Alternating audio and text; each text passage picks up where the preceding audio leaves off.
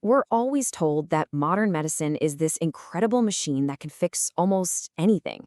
So, why are so many of us still feeling so out of tune? In this explainer, we're going to look at health from a totally different angle.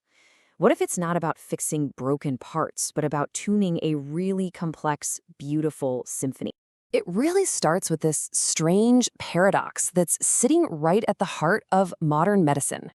I mean, think about it. We have miracle drugs, we have incredible microsurgery. We are absolute masters at fixing the individual components of the human body.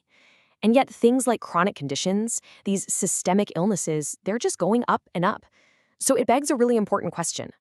If we're so good at fixing the violin, why does the whole orchestra sound like it's getting sicker? And this right here, this is the core of it. The way we've traditionally looked at things is the machine view. You treat the body like a car, right? If a part breaks, you just fix it or you replace it. Simple. But the symphony view is completely different. The goal isn't just to silence one instrument that's playing a wrong note. No, the goal is to retune the entire orchestra so it can play in harmony again, and maybe even learn to self-correct along the way. Now, this isn't about replacing modern medicine at all. It's about completing it. Think of it like this, in 3 layers. We are super familiar with the top 2. There's the chemical layer, that's basically our drugs, answering the question, what substance can fix this? Then there's the biological layer, how our organs and systems respond. But underneath all of that is a foundational physical layer that we've kind of ignored. And it asks a much more basic question.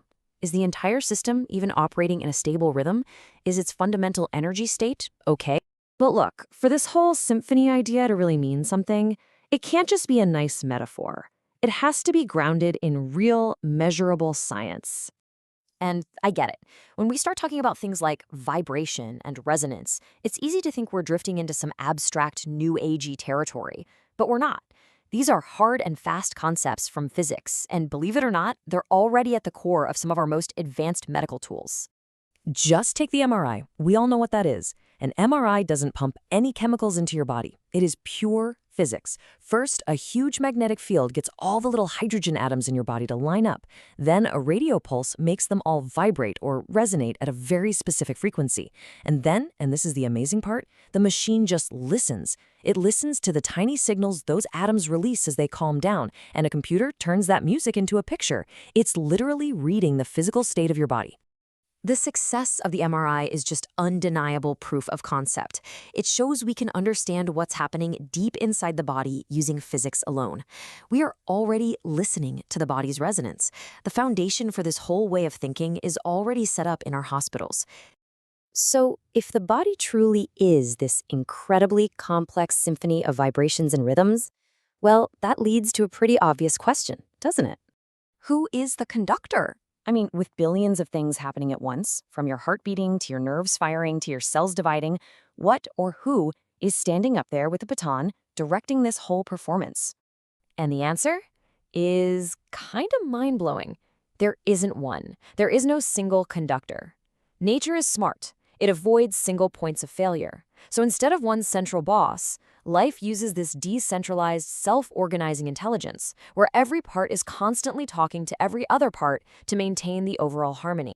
So how does it all stay in sync? Well, it uses what we can call rhythm anchors. Your circadian rhythm, that's the orchestra's master metronome, setting the tempo for your whole day-night cycle. Your nervous system is like the dynamics, controlling the tension and the relaxation, the louds and the softs. And your endocrine system, that sets the long-term mood, kind of like the musical key of the whole piece. These big anchors provide the structure, and the rest of the body just follows their lead. And this gets us to the most important point. The true conductor of our biological symphony isn't a thing at all. It's a quality, resilience. It's the system's incredible ability to take a hit, whether that's a virus or just a really stressful day, and bounce back to a state of harmony. So health, then, isn't about the absence of problems. It's about the ability to recover from them. So, if the real goal is to boost this resilience, to help tune our own symphony, what tools do we actually have in our toolbox? Well, the tools for this physical kind of tuning exists on a spectrum of evidence. On absolutely solid ground, you've got things like MRI, but also stuff like light therapy and low-intensity ultrasound, which are proven to affect how our cells work. Then you have tools that seem to work under certain conditions, like brainwave stimulation or acupuncture, which can definitely influence the nervous system. And then, of course, you've got the more hypothetical stuff that's still being explored. But the principle behind any of these tools is what's so critical. You have to think of it as the difference between a sledgehammer and a tuning fork.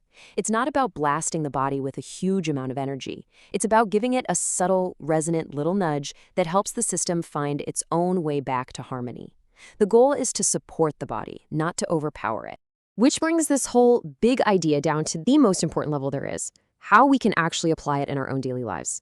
So let's just go back to that definition of health for a second. It's not this static, perfect state of being problem-free. It's a dynamic capability. It's the ability of your own system to get knocked off balance and then find its way back.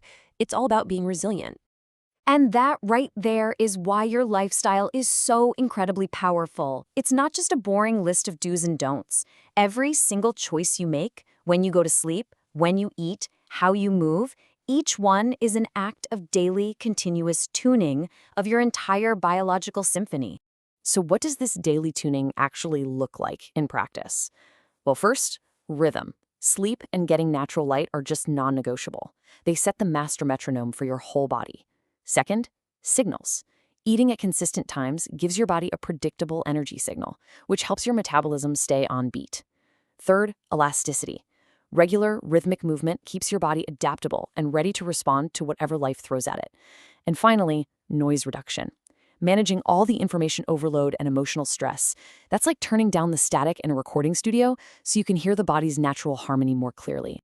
Because ultimately, the goal isn't perfection. It's not about trying to create a symphony that never hits a single wrong note.